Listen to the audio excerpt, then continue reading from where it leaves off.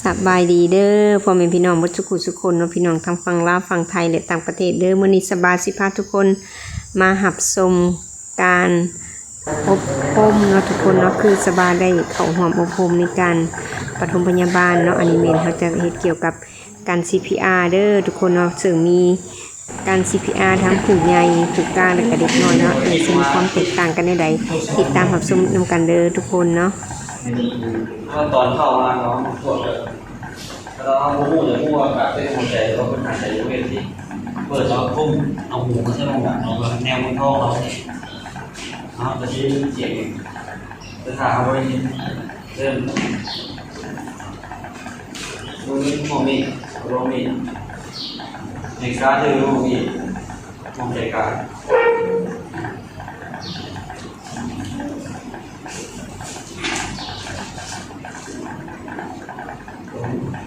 กันหนังเด้อลองให้ประดับตัดเบียดโอ้ยเจ็บแขน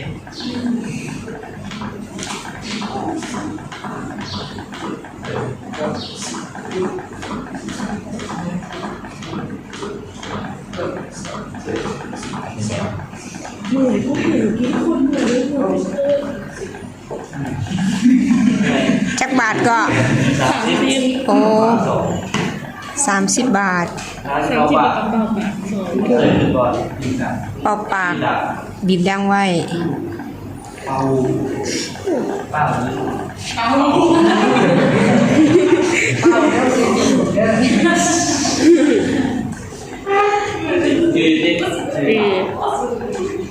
ปากแล้วเราหายใจได้หรือจึงยุดบอกขั้นบนเช้าเลยหายเป่าต่อต่อเลยเป่าต่อเลยเด้ออย่าไปจูบเอาได้เท้าถ้ามันกายซีดีแล้วมันจะโมฟื้นหรอมันโมเปลี่ยนเลยก็สมองเอาขาดซีเลยซีหาโมเปลี่ยนแล้วเอาไปเนาะฮอดจักนาทีฮอดนั่นแหละไปเนาะที่เป็นยาวชนเฮ็ดได้บ่เป็นว่าแข่งสภาพคอนเสิร์ตเลยมีโปรโตที่มาจากประเทศแล้ว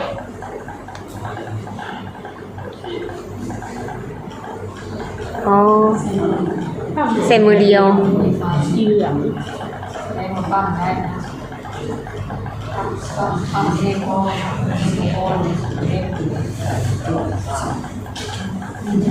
ข้าเลยปิดดับเข้าปากบีบยางไว้แล้วก็เป่าปากต้องใส่เองเนาะ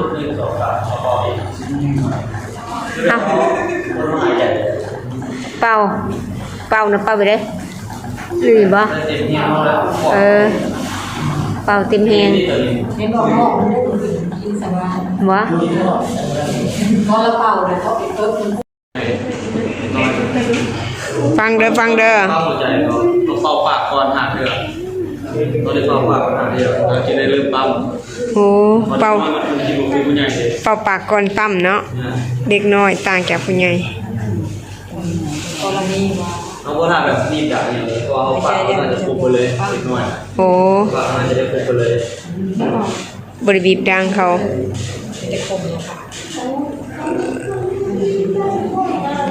บริไปเบิ่งเนาะทองน้ำปุ่งบ่ปุ๊บมาเลยนะเป็นใครดินทองตีนได้ปล่อยกดลมนั่นก็ยันกระดูก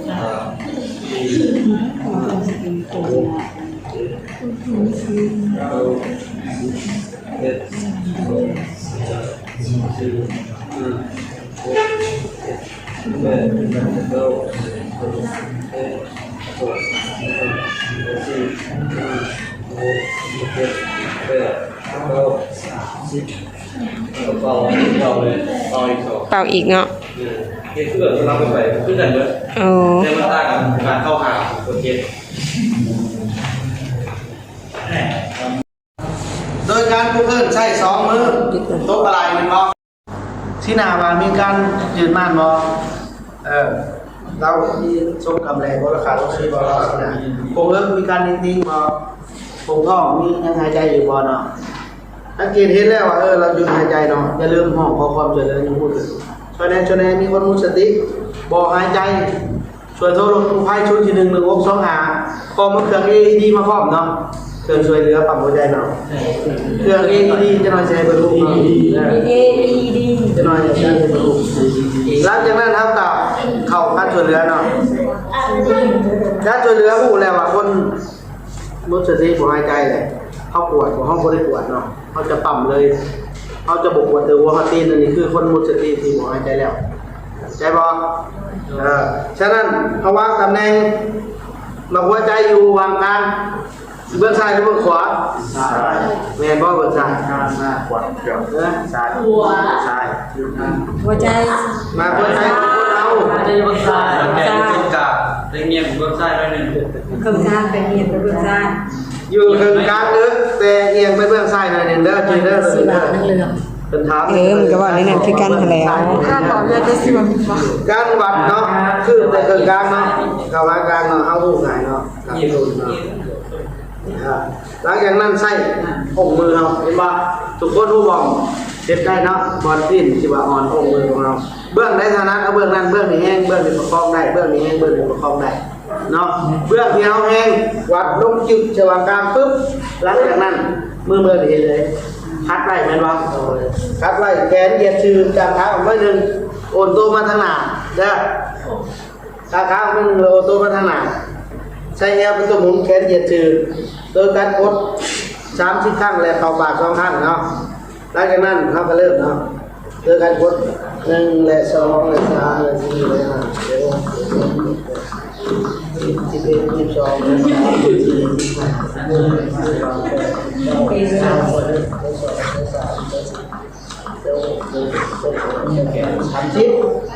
หลังจากนั้นเอาปาก2ครั้งโดยการเปิดทางเดินหายใจแล้วใส่นิ้วชี้กับนิ้วโป้งบีบหลังเข่าเวลาสิเป่าเข่าเนาะต้องบีบไว้ก่อนสำหรับที่ว่าเป็นเด็กใหญ่เนาะหลังจากนั้นเขาก็เป่าเนาะเวลาเป่าปากเขาจะมีขึ้นอากาศเป็นเทนเนาะจริงๆอากาศเขาโบราณเนาะเขาจะได้ใส่คอมแบทเนาะมาประคองเวลาเขาชาติจริงๆแล้วเขาก็จะใช้เราเสร็จก่อนเนาะหลังจากนั้นเขาก็หายใจเข้าเลยหายใจเข้าเลยหลังจากนั้นเขาเป่าเนาะเขาเป่าเนาะเป่าหุ่นนี่เวลาเป่าเขาเนี่ยเขาหายใจเข้าท้องเลยก่อนเนาะหลังจากนั้นเขาเป็นเป่าเนาะคือเรื่องนี้ก็คอๆออกมาสมมติอาจารย์จะเป่าเป็นก่อนอาจารย์จะเลยอาจารย์หมดเลยอาจจะเบิ่งไม่มีก็ได้เนาะก่อนมันจะสอนเป่าเบิ่งก็ใหม่ด้วยนะเป่ามันถูกเลยนะปั๊มลายบอกบ่ได้ผมไม่ได้เป็นผมปริญตามันจะเลี้ยวมาทางนี้กว่าต้องปอดประมาณนี้เราจะพูดมานี่เราเป่าทุกครั้งเราจะบีบตัวนี้ไม่ดีเสือจะเป่า2ครั้งเนาะหลังจากนั้นกับโอมไป3รอบละ30ครั้ง1เลย2เลย3เลยจนหมด100ชาวเนาะประมาณ3มา4รอบ4รอบได้ป่ะได้ลองเนาะคืออาจารย์ก่อนอื่นต้องอย่าลืมประเมินหลังจากนั้นมาขอบอะไรพุงเงินและก็สังเกตที่หน้าเราพุงเงินพุงท้องแนะนำตัวเองกรณีเราเห็นแล้วเขาขาดมีคนร้ายมาแนะนำตัวเองเนาะว่าเขาเห็นจบปฐมพยาบาลมาช่วยเหลือเราหมดสติบ่หายใจแล้วหลังจากนั้นให้เป็นห้องความช่วยเหลือไปโทรเอารถกู้ภัยพร้อมเอาเครื่อง AED มาพร้อม AED มาพร้อมเนาะเดี๋ยวจะหน่อยครับที่จะว่าเอามาเริ่มเข้ามาอยู่1 2 3เข้ามา3คนก่อนก็ได้เนาะมาเลยมา KFC เรื่อง AED เนาะมีตัว A ตัว E ตัว D สื่อ3ตัวนี่เป็น LED ตัว A ตัว E ตัว D เอามันจะได้เนาะไม่ได้ก็3ตัวต้องไปกันเราขณะที่แจ้งกันผู้ให้ซอยในเรื่องนี้แล้วมีสติกันอยู่นะเราบ่หายใจบ่มีบ่มีสติเราบ่หายใจนี่สบายใจแล้วเอานะไปเลยเอาเกิดมันมาได้ดีเด้อบอกไม่ต้องเกิดเกิดยังไม่ได้เกิดอะไรการจะเสร็จการก็ไม่ได้ดี แล้วก็สิพื้นเลย เด้อสวยแล้วเด้อรอบที่1ได้สวย ประมาณนี้ประมาณนี้ เก่งกว่าเดิมสิบ่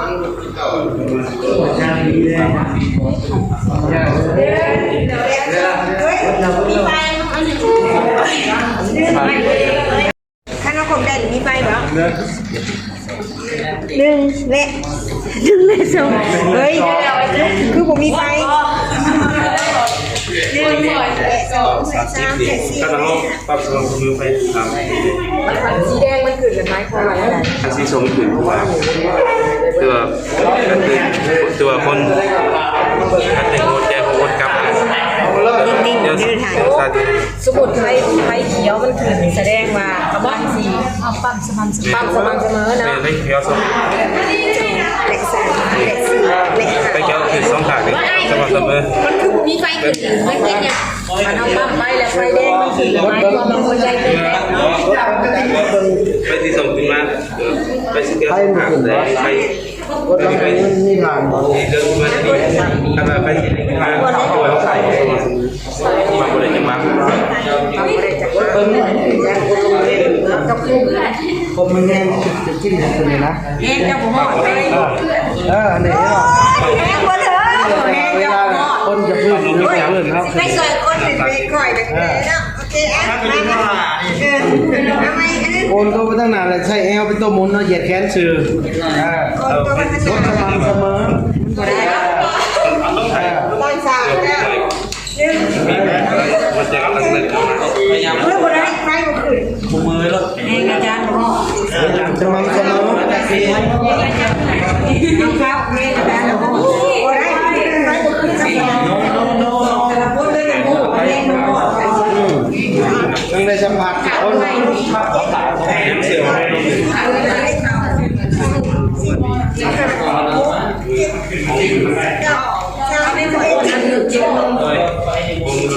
อาจารย์เขาผ่าน ตัวมีซึ่งแขน ไฟมันจะมาเสมอนี่ไฟเนาะ ได้มันขึ้นได้แล้วมาผูกไปเลย0111625บอกเอาเครื่อง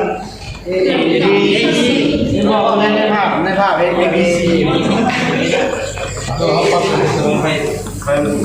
เฮ้ยไอ้ยี่มันเป็นเป้านะ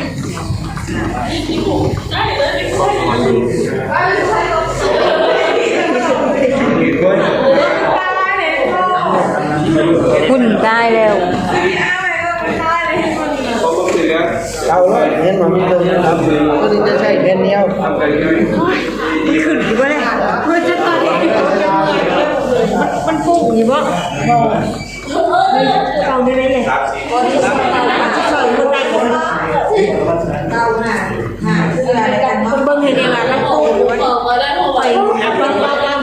หันขนาดใจว่าให้คนอื่น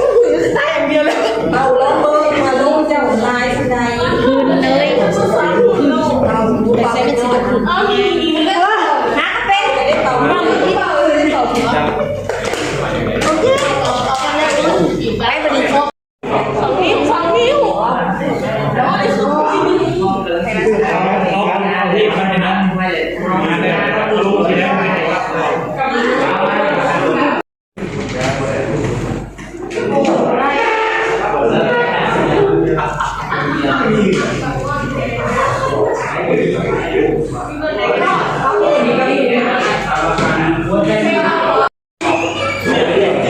เล็กน้อยเขาเป่าดังเลยดังเลย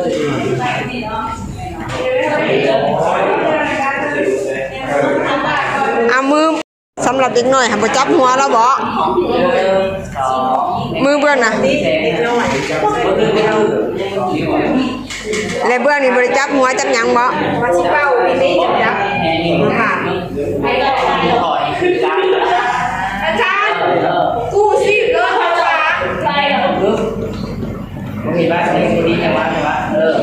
ยังบ่ปุ้งท้องยังบ่ปุ้ง เอาความดังเลยเอาความดังเลยให้ได้คนเร็วเอาความดังเลย แสดงว่าปากเขากับอันลมเป่าจะเข่าทั้งหูดังพร้อมบ่ เล็กน้อยจะเป่าเปิดทางเดินหายใจก่อนเปิดทางเดินหายใจก่อนใช่ก่อนข้างเลย เป่าด้วยบัตรเขาใช้ใจก่อนเลยเป่าขึ้นมา ยังจะต้องใส่แห้งๆคือเมื่อกี้นี่ขอยังบ่ขึ้นเอาไหมมันถือเป่าบ่ถือจังหวะ เป่าตัวใหญ่นะเองโทษเป่าไหม มันจะใช้กระดาษ บ่ขึ้นเฮ้ยขึ้นแล้วแสดงว่าเวลาเฮาว่าน่ะช่วยคนแท้นี่ก็ต้องเบิ่งว่าท้องเขาขึ้นหรือเปล่าเนาะมันเฮาลม เขาต้องไปเลี้ยวเบิ่งเนาะว่าเขาโมงถึงบ่มันจะว่าเรื่องลมเขาบอกตัวที่สาเหตุตัวนี้เฮาช่วยแบบนี้นะ CPR นี่มันช่วยหยังคือภายปอดช่วยหายใจแหละมันเพิ่มหยัง คนมันมีหัวหายใจเลยดิ แหละ ระบบหายใจก็เรื่องปอดเนาะพอเราลมเราเสียงต่างๆเขามันหยุดลงมันเงียบเนาะเขาเป่าเพื่อนี้ในปอดมันจะมีการหวักคงหวักสุดท้ายคือวักแข็งเนาะเพื่อให้ลมเข้าไปฉุดสายแล้วจะมันจะได้นำออกซิเจนไปสู่สมองแก่คน คันสิเว้าเลยช่วยหลอดลมหลอดเลือดบ่ให้มันปลอดโปร่ง พอปอดมันหยุดมันกลับมาว่าใน3ระบบหอบ มีสิ่งที่ไปกระตุกกระสุกเนาะดัน หมุนเวียนอยู่แล้วหัวใจจะหยุดเต้นอยู่แล้วการบีบตัวนี้หมายว่าให้หัวใจบีบเลือดไปสู่ปอดแล้วไปนำส่งไปสู่สมอง กระแสเลือดไปทั่วประสาทต่างๆเนาะ แน่นไม่มีเร็วดันหัวใจโดยเฉพาะเลยบีบผ่านหัวใจให้บีบเลือดไปทั่วร่างกายถ้าหัวใจอ่อนนั่นแหละครับไม่ได้ขึ้นมาไวเลย โดยเปิดทางเดินหายใจให้เด็กน้อยก่อนเลยบ่ง่ายขึ้นไหมยังอาจารย์โอจะเปิดกันนะก่อนเปิดแล้วงอกขึ้นเด็กกวนเลยหูดังหูดึงนะยังบ่ขึ้น อีกน้อยนึงโอ้ได้เด็กน้อยนี่เป่าลม บ่ขึ้นใส่แห้ง เจ็บเลยได้แก้ว เฮานี่ เอาดู เป่าไม่ดูได้แล้ว น้อยนึง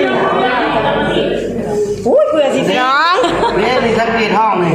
สาม เฮ้ยว่านี่ เด้อ คะแนนต่างๆได้ สี่ มันเอาหวยมัน พอบ่นี่ ตีนเนาะ 5 บาทละพอละกา2 นิ้ว2 นิ้วอุ้ย บ่แห้งกันเลย แห้งกระดูกข้างหักกระดูกอันน่ะแห้งหัก คะแนนมันแบบนี้เนี่ยมันบ่สม่ำเสมอบ่ หมายว่า เวลาเขาปั๊ม ตัวนี้หมายว่ามันมีความสม่ำเสมอแล้วเห็นบ่มันจะเป็นสีแดงแล้วแต่ว่าไว้ร้านมันจะเหลือง โอ้ใบแล้วมันเหลืองบ่ บัดคนเฮาเฮ็ดได้สิฮู้จักบัดนี้ แต่คนเราไปยิ่งใจ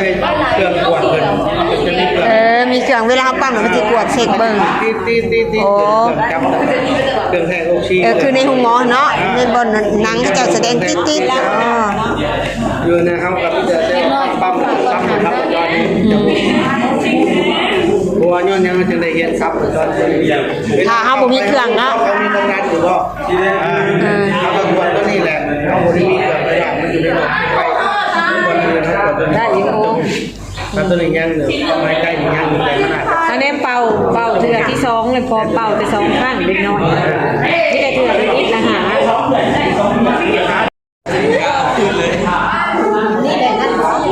หลังจากเป่าแรกเลยคม กำลังฝดฟื้นตอนนี้เนาะ 2 นิ้ว ตอนนี้กำลังฝดฟื้นอยู่เด้อฝึกในการปั๊มหัวใจ หัวใจ เบิ่งคือสิง่าย แต่ความจริงมาปฏิบัติแล้วมันบ่ง่ายเลยถามไปเฮ็ดกับคนตัวจริงนี่สิยาก จะนัดนิ้วไหน เองสิยากพี่น้องอันนี้คือการปฐมพยาบาลขั้นพื้นฐานในการช่วยเหลือคนที่บ่หายใจเนาะ